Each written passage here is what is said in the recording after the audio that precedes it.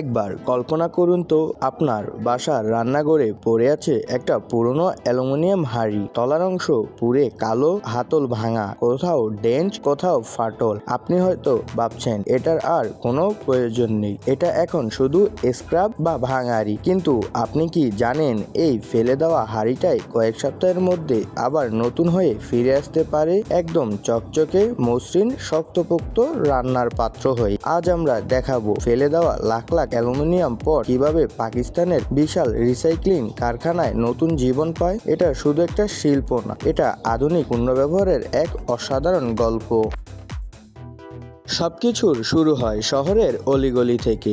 বাড়ি, hotel, restaurant, community kitchen, পুরনো বাসনপত্রের বাজার, সব জায়গায় থেকে স্ক্র্যাপ ব্যবসায়ীরা পুরনো অ্যালুমিনিয়াম পট সংগ্রহ করে। কেউ বিক্রি করে কেজি দরে, আবার কেউ দিয়ে দেয় বদলে নতুন কিছু কেনার জন্য। ট্রাক ভর্তি হয়ে যখন এসব পট কারখানার দিকে রওনা হয়, তখন হয়তো কেউই বুঝতে পারে না এই মরিচে ধরা পোড়া তলার হাঁড়িগুলোই হবে আগামী দিনের নতুন পণ্য। কারখানায় ঢোকার পর এগুলো বিশাল এক খোলা জায়গায় স্তূপ করে রাখা হয়। দূর থেকে দেখলে মনে হবে যেন অ্যালুমিনিয়ামের পাহাড়। কোথাও কালো দাগ, কোথাও পোড়া তলা, কোথাও হাতল নেই, কোথাও দোমড়ানো ক্যান। কিন্তু এই বিশৃঙ্খলার মধ্যেই লুকিয়ে আছে সম্ভাবনা। সব অ্যালুমিনিয়াম সরাসরি গলানো যায় না। প্রথমে শুরু হয় ম্যানুয়াল বাছাই। শ্রমিকরা একে একে আলাদা করেন প্লাস্টিকের হাতল, রাবারের গ্রিপ, স্টিল স্ক্রু, লোহার ডাকনা, মিশ্র ধাতুর অংশ। কারণ চুল্লিতে যদি এগুলো ঢুকে যায় তাহলে পুরো ব্যাচ নষ্ট হতে পারে। এই কাজ পুরোপুরি হাতে করা হয়। ধৈর্য,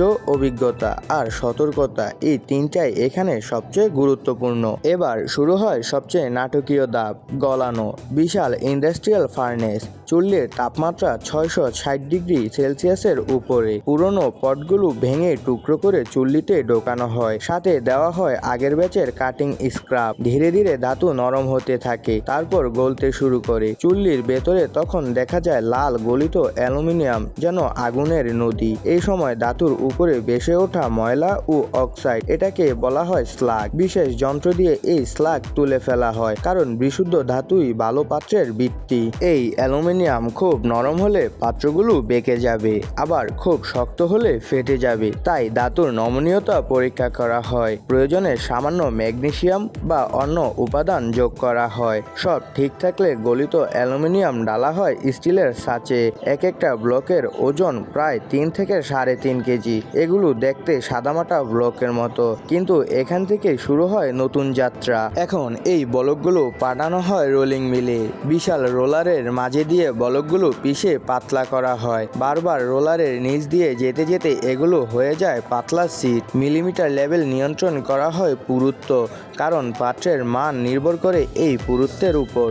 পুরুত্বের কাজ শেষ হয়ে গেলে এখন তৈরি হয়ে যায় সিট।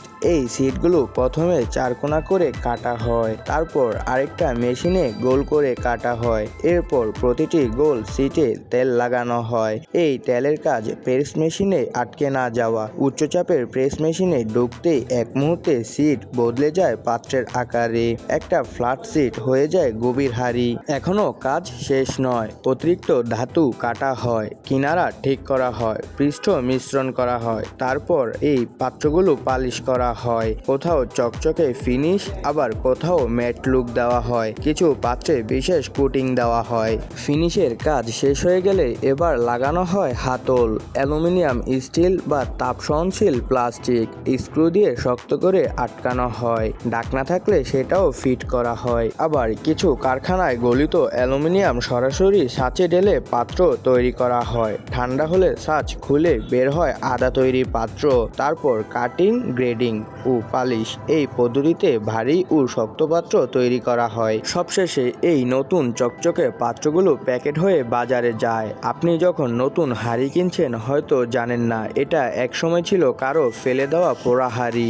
এই রিসাইক্লিং শুধু পরিবেশ রক্ষা নয়, এটা অর্থনীতি, কর্মসংস্থান ও প্রযুক্তি। একটা পুরনো পাত্র নতুন রূপে ফিরে আসে। এই পুরো যাত্রা প্রমাণ করে আবর্জনা বলে কিছুই নেই। সঠিক প্রযুক্তি থাকলে সবকিছুরই নতুন জীবন আছে। বন্ধুরা, অ্যালুমিনিয়ামের এই যাত্রার গল্পটি যদি আপনাদের ভালো লেগে থাকে তাহলে অবশ্যই একটি লাইক দিন আর আমাদের চ্যানেলটিকে সাবস্ক্রাইব করতে ভুলবেন না। আপনার একটি সাবস্ক্রাইব আমাদের জন্য অনেক বড় অনুপ্রেরণা। ধন্যবাদ।